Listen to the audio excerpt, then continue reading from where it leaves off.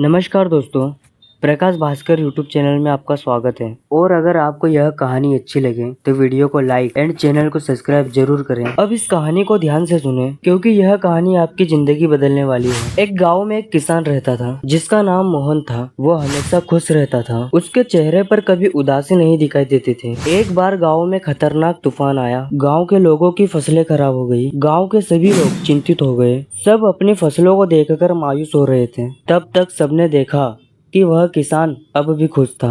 उसे कोई चिंता नहीं थी। गांव के लोगों ने मोहन से पूछा, क्या बात है मोहन, तेरी सारी फसल खराब हो गई, तुझे अभी भी चिंता नहीं है? तू इतना खुश कैसे है? उसने कहा, इसमें उदास होने वाली क्या बात है? उसने कहा, चिंता छोड़ो भाई, हमेशा मस्त रहना सीखो, हंसते रहना सीखो।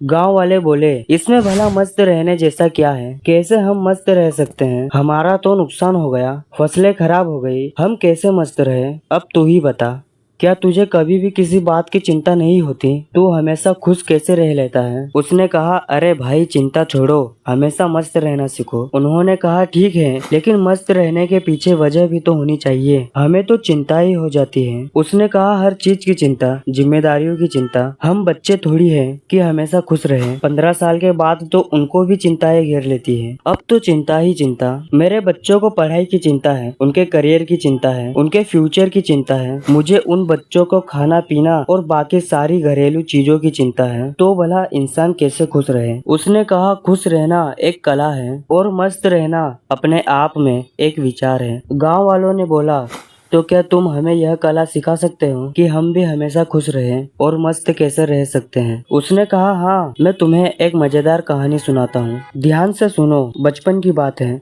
मैं अपने पिताजी के साथ एक बार जंगल के रास्ते शहर जा रहे थे क्योंकि हमें फसल बेचनी थी। क्योंकि उस समय मेरे पिताजी काफी परेशान रहते थे। घर में बिल्कुल भी धन नहीं बचा था। अब तो फसलों को बेचना ही आखिरी हल था। जंगल जाते जाते शाम हो गई और जंगल में काफी अंधेरा हो गया। रास्ता तो दिख नहीं रहा था। उस दिन भी ऐसी ही आंधी आई थी। तब तक हमारी बैलगाड़ी का पहिया जमीन में धंस गया और हम वहीं फंस गए। पिताजी ने पहिया बहुत निकालने की कोशिश करी, लेकिन वो निकला ही नहीं।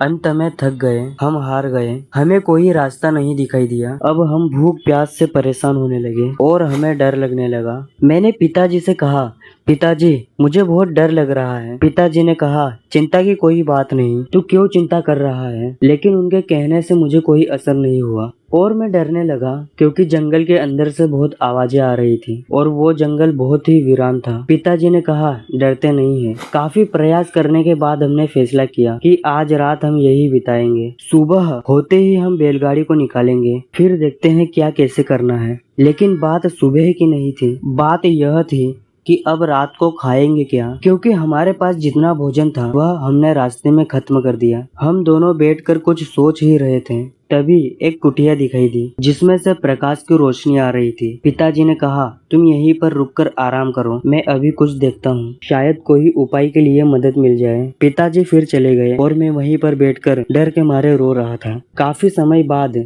पिताजी एक महात्मा के साथ आते दिखाई देते हैं। वो महात्मा बड़े ही दिव्य दिख रहे थे। फिर हम तीनों ने मिलकर जोर लगाया और बैलगाड़ी का पहिया उस गड्ढे से बाहर निकाल दिया और हमारी बैलगाड़ी बाहर निकल आई। पिताजी ने उस महात्मा का धन्यवाद किया और हम लोग आगे चल पड़े।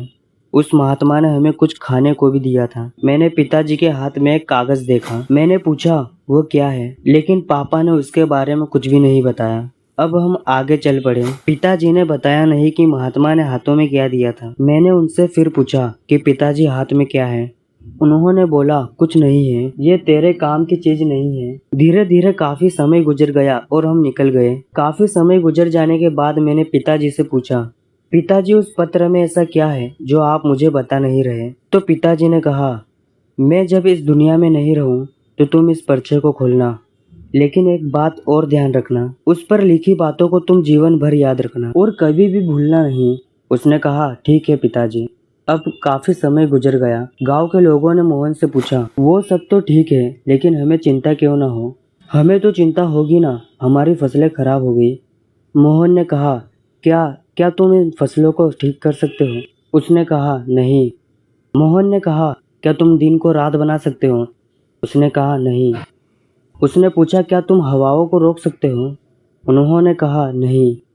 उसने कहा, क्या तुम बारिश करवा सकते हो? उन्होंने कहा, नहीं भाई नहीं, हम कुछ नहीं कर सकते, हम भगवान नहीं हैं। तो उसने कहा, जब तुम कुछ नहीं कर सकते तो तुम भला चिंता करके क्या पाओगे? सारे किसान सोच में पड़ गए कि यार बात तो सही कर रहा है, इसमें भला ज़्यादा चिंता करके क्या होगा। मोहन ने कहा, जब हमारे हाथ में कुछ है नहीं तो हम चिंता करके क्या करें, इसीलिए मस्त रहना सीखो, हंसते रहना सीखो और मस्त रहने की आदत डालो, तभी तुम्हारे जीवन में खुशियाँ आएगी। तभी सारे किसानों ने कहा, लेकिन उस पत्र में ऐसा क्या लिखा था? क्या तुमने पिताजी के जाने के बाद उसे खोलकर नहीं देखा? उसने कहा, हाँ, पिताजी के मरने के बाद मैं बहुत ही अनाथ हो गया था, कुछ भी अच्छा नहीं लग रहा था, मुझे कोई रास्ता नहीं दिख रहा था कि अब मैं क्या करूं, क्योंकि उस टाइम मेरे पास कोई रोजगार नहीं था और मुझे ये खेत के काम ज्यादा आते नहीं थे। तभी मेरे दिमाग में आया कि इस पत्र को खोलकर देखूं कि इसमें ऐसा क्या लिखा है। फिर मैंने उस पत्र को खोलकर देखा तो मेरी आंखें खुली की खुली रह गई। सबने कहा, ऐसा क्या था उस पर्चे में? हमें भी बताओ। मोहन ने कहा, उस पर्चे में लिखा था कि यह वक्त भी गुजर जाएगा। मुझे इसका मतलब समझ में नहीं आया तो मैं इसका मतलब जानने के लिए उस महात्मा पर गया। तो उस महात्मा ने मुझे बताया, यह समय भी गुजर जाएगा।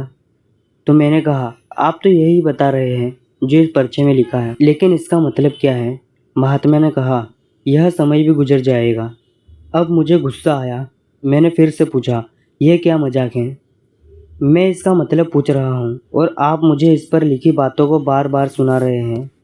तब महात्मा ने कहा, तुम अभी परेशान हो, उदास हो, तुम्हें नहीं पता कि यह वक्त है और वक्त गुजर जाता है। ये हालात ऐसे ही नहीं रहेंगे, कुछ समय बाद सब बदल जाएगा, सब कुछ बदल जाएगा और ये परेशानियों के बादल छट जाएगा।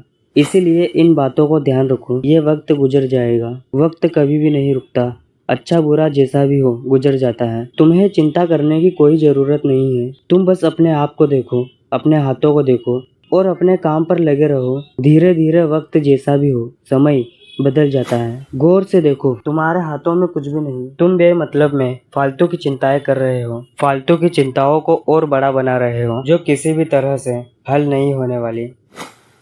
वक्त अपने आप गुजर जाता है, इसीलिए जो तुम्हारे हाथ में है ही नहीं उससे चिंता करने से क्या फ़ायदा। इंसान को चाहिए कि वह सब्र रखे हर वक्त में, हर परिस्थिति में, क्योंकि जिसके पास सब्र नहीं है वह जीवन में कुछ नहीं कर सकता। चैन से जीवन जीने के लिए इंसान के अंदर सब्र होना जरूरी है और सब्र तभी आता है जब इंसान इस बात को समझेगा कि वक्त गुजर जाता है।